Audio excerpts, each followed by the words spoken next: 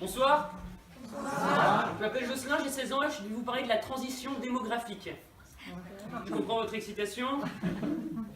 Non mais ça me fait plaisir d'en parler à des gens qui ont l'air passionnés, parce que c'est notre sujet en ce moment en histoire géo au lycée et ça n'émeut pas vraiment les foules. Oui, mais ça m'énerve un petit peu. Les jeunes de mon âge s'intéressent à rien du tout, mais ils veulent de plus en plus faire des métiers super ambitieux, comme avocat ou astronaute. D'ailleurs, ça devrait exister, ça pourrait être un super mélange. Avocat sur la Lune, pour régler les affaires sans gravité. Non mais il y a un moment où la transition démographique ça m'a aidé, c'est quand même quand on a eu le devoir sur la transition démographique, bah là du coup j'ai eu 20 sur 100. Non mais attention, les questions étaient vraiment pas simples. Moi ce que je vous propose c'est qu'en fait je vais vous faire les questions et vous allez devoir y répondre pour voir la note que vous auriez eue. Je comprends votre excitation. Alors, première question. Quel pays en cours de développement a mis en place une politique de l'enfant unique? La Chine. Excellent. On verra au conseil de classe, mais a priori vous passez. Hein. C'est vrai que c'est la Chine. Bon, en même temps, quand t'es chinois, que t'as un deuxième enfant, que c'est une fille, d'où l'expression noyer un petit jaune. Deuxième question.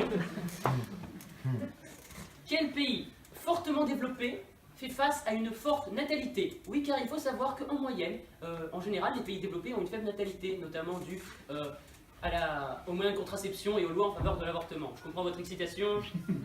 Alors, quel est ce pays? La France. C'est excellent, toujours. Ah non, mais...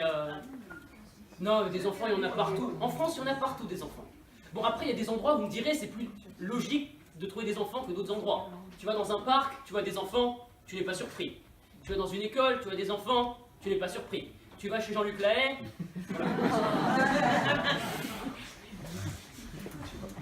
Alors du coup, beaucoup de gens se demandent, mais comment on va faire pour loger tous ces enfants? Il y a une mère française qui a trouvé un super moyen. Ça s'appelle le coffre de voiture. Elle a séquestré sa fille pendant 2 ans dans un coffre de voiture. Franchement, quand je vois ce genre de parents, je me dis qu'il y a des gens qui ne devraient pas avoir le droit d'avoir des enfants. Moi, par exemple, je prends ma sœur. Comme exemple, hein, calmez-vous. Et ben elle ne peut pas avoir d'enfant. Bon, après, c'est vrai que si je prends ma sœur de cette manière, elle ne pourra pas avoir d'enfant. Ou alors, elle serait comme ça. Mais c'est pas le sujet.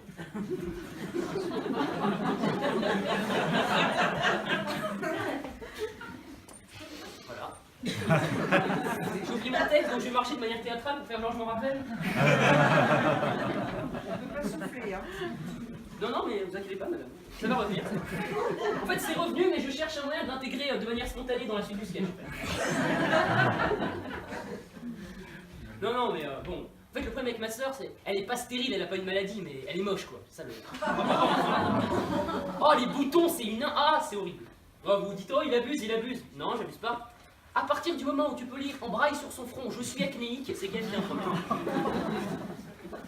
Non mais à côté des malheureux qui ne peuvent pas avoir d'enfants, il y a des gens qui ne veulent pas en avoir, ils disent que ça sert à rien. Et vous imaginez un monde sans enfants? Imaginez tous les babysitters, tous les profs, tous les pédophiles qui en pâtiraient. Voilà, les rires, dès qu'on parle des profs. Voilà. Ah vous, c'est les pédophiles qui ça vous dérange? Non mais je suis un petit peu surpris, parce que moi j'en ai rencontré un il y a quelques années, adorable. Je marchais dans la rue comme ça. Ouais, je marchais comme ça. Et là, il y a un monsieur torse nu qui ouvre la fenêtre de sa camionnette blanche. Bonjour, je m'appelle Michel. Poli, hein. Bonjour Michel. Si tu veux des bonbons, je t'en fournirai.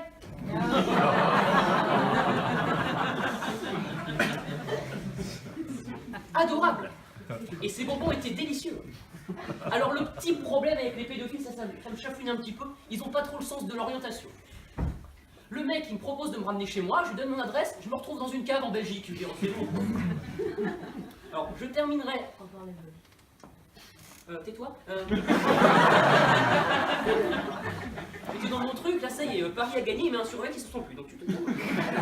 Donc j'ai remarché de manière théâtrale, hein, pour me rappeler de la suite. Là, je me rappelle vraiment plus, donc je vais aller marcher longtemps. Vraiment plus, hein, je me rappelle vraiment plus. Non, je terminerai sur cette phrase. Dans cette France surpeuplée, certains disent que c'est dû aux étrangers. Je ne suis pas d'accord, je pense que c'est dû aux enfants. Je vais donc citer moi, hein, puisque c'est ma citation. Le problème, ce ne sont pas les migrants, mais bien les tout petits. Merci.